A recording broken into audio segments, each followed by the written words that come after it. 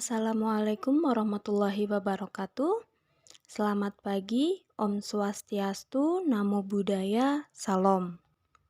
Terima kasih banyak untuk lare-lare yang sudah mau meluangkan waktu untuk belajar materi bab 6 yang berjudul bekerja sama dan bergotong royong di semester 2 ini. Oke, sebelum ke materi, perkenalkan terlebih dahulu. Nama Ibu Santika Rahmadiani, biasa dipanggil Bu Santika. Oke lare-lare, sebenarnya ada beberapa hal yang ingin Ibu tanyakan. Sebenarnya itu apa sih pengertian kerjasama dan gotong royong? Dan apakah kerjasama dan gotong royong itu sama? Dan kalaupun ada perbedaan, kira-kira perbedaannya itu apa ya?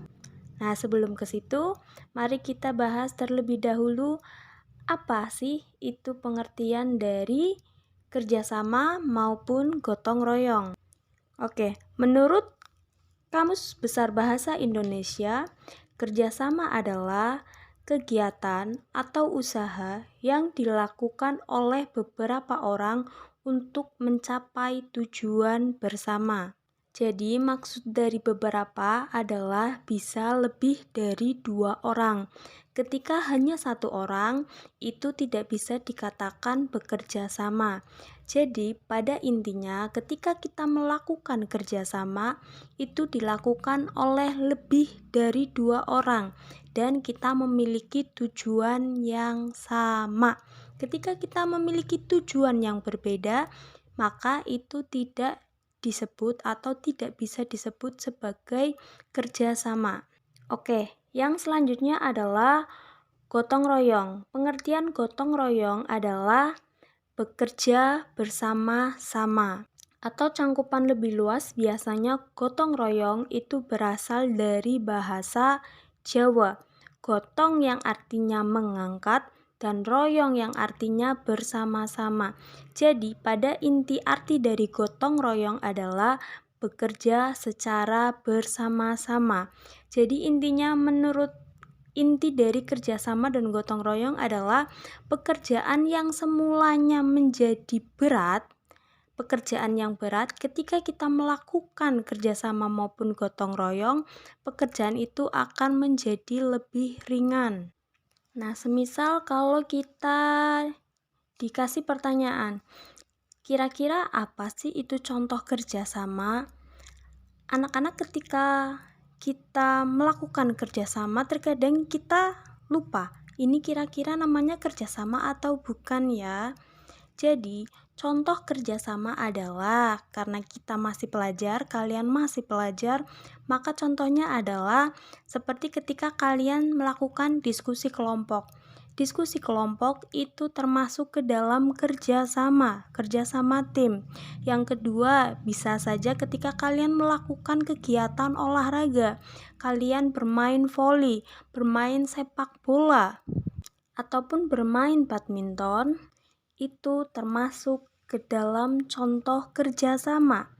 Sedangkan gotong royong, contohnya di dalam sekolah adalah ketika kalian melakukan piket.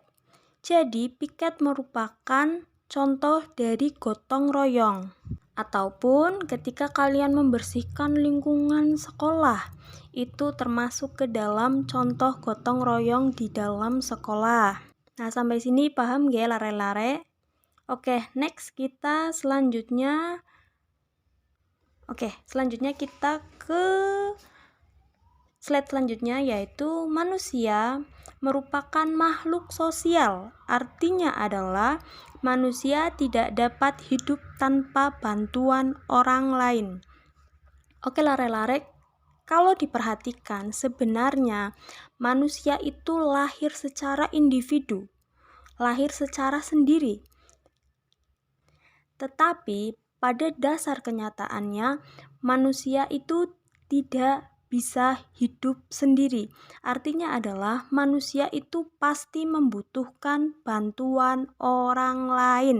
Jadi ketika manusia itu dia tidak membutuhkan bantuan orang lain, dia termasuk ke dalam manusia individualisme. Jadi dia itu merasa saya itu individu, saya itu tunggal.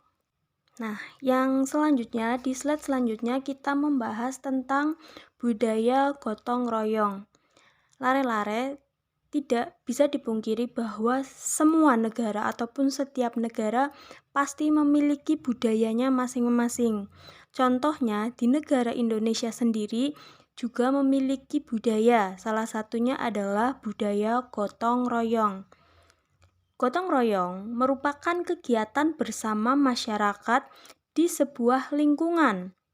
Kegiatannya berupa fisik, contohnya saling membantu untuk mendirikan rumah, mengerjakan pekerjaan pertanian di sawah, hingga membangun sarana umum.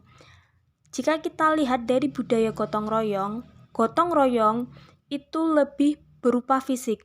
Jadi ketika kita melakukan gotong royong, tenaga kita keluar lebih banyak dan fisik kita pasti selalu digunakan.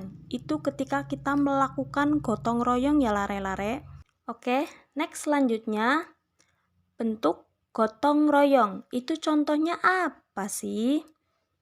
Kerja bakti antar tetangga untuk membersihkan lingkungan atau membuat sarana dan prasarana umum seperti jalan lingkungan atau taman bersama, semua dilakukan secara sukarela tanpa ada yang dibayar. Oke lare-lare, pada dasarnya ketika kita melakukan gotong royong, kita kan telah menyumbangkan tenaga, kita telah menyumbangkan fisik kita untuk melakukan gotong royong. Ketika kita melakukan gotong royong, kita tidak diperbolehkan meminta uang ataupun bayaran. Jadi pada intinya sistem gotong royong adalah sukarela ataupun ikhlas. Tetapi setidaknya minimal orang yang dibantu ataupun orang yang membutuhkan bantuan ataupun tuan rumahnya bisa memberikan kita minuman ataupun jajan ringan. Walaupun sistemnya ikhlas ya lare-lare, jadi itu lebih ke kebijaksanaan, di dalam masyarakat. Oke, selanjutnya adalah Indonesia terdiri dari begitu banyak pulau atau beribu-ribu pulau yang ada di Indonesia. Ada 5 pulau besar yang ada di Indonesia. Contohnya adalah Sumatera, Kalimantan, Sulawesi, Jawa, dan Papua. Di Indonesia sendiri sebenarnya banyak sekali gotong royong. Hanya saja penyebutan di setiap daerah itu berbeda-beda lare-lare. Jadi di dalam buku paket itu ada 5 sebutan gotong royong di daerah masing-masing. Yang pertama di Jawa ada sebutan gugur gunung serta sambatan.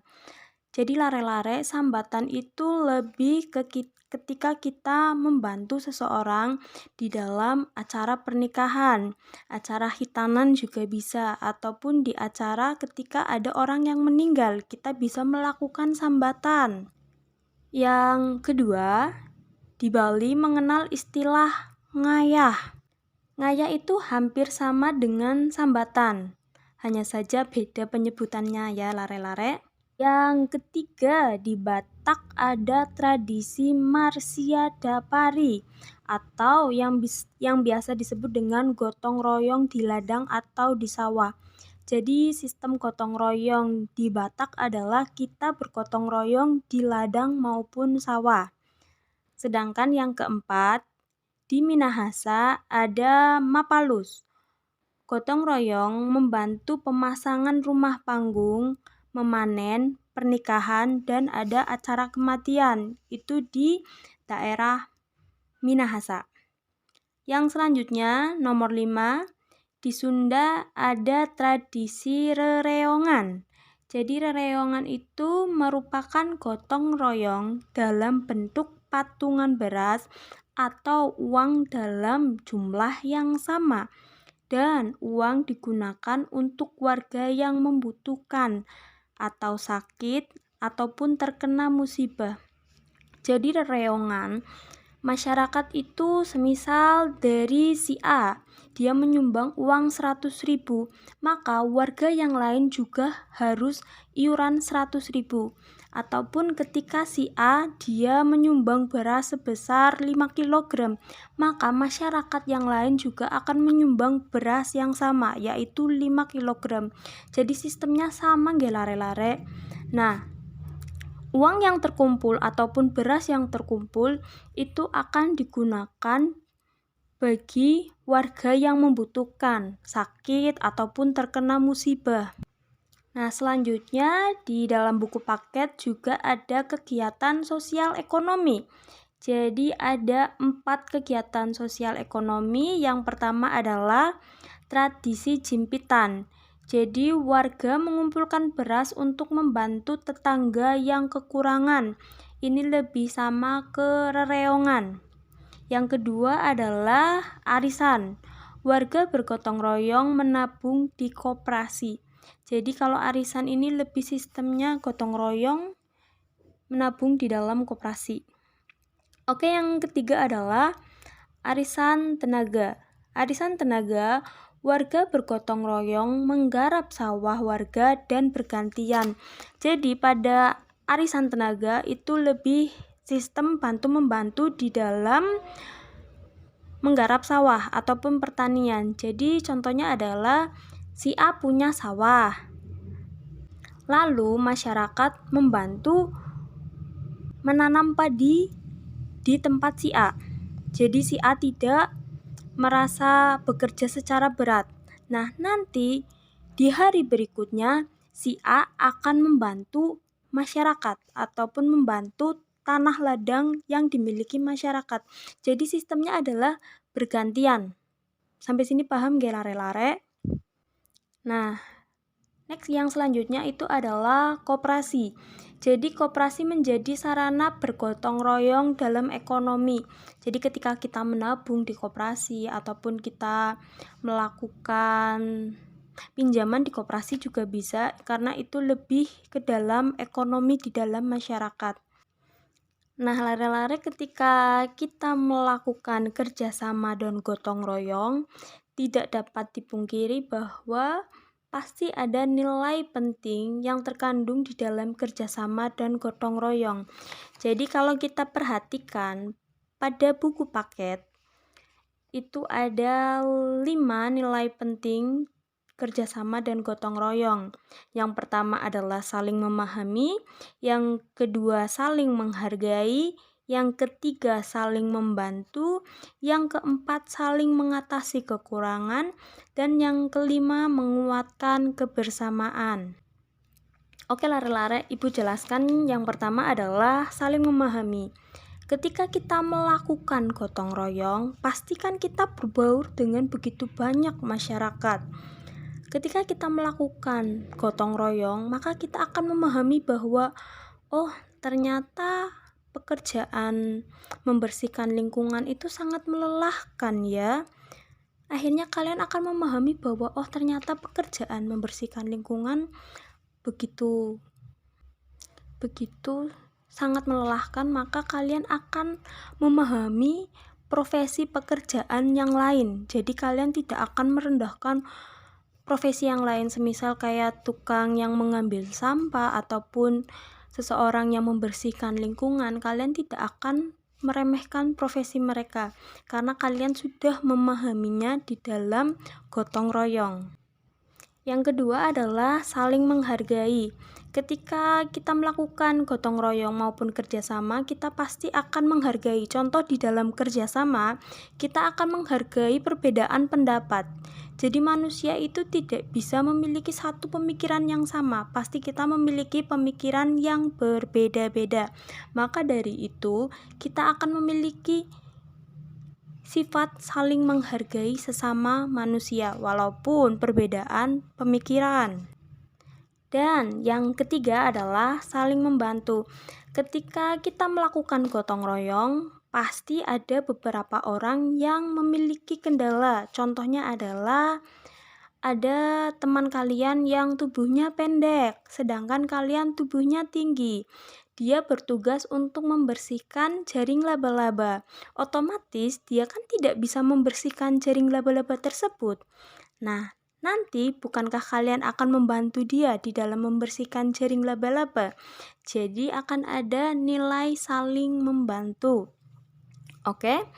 Yang selanjutnya adalah yang keempat, saling mengatasi kekurangan. Lare-lare tidak bisa kita pungkiri bahwa setiap manusia pasti memiliki kekurangan dan kelebihan. Ibu punya kurang dan lebih, kalian juga memiliki kekurangan dan kelebihan.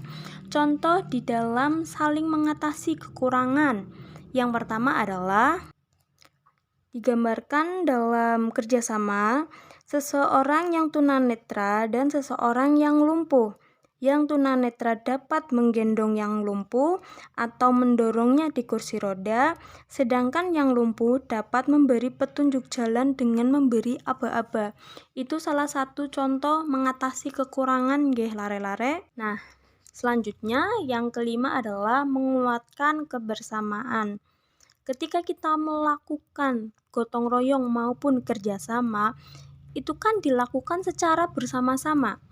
Ketika itu pula akan ada nilai yang tumbuh, yaitu menguatkan kebersamaan.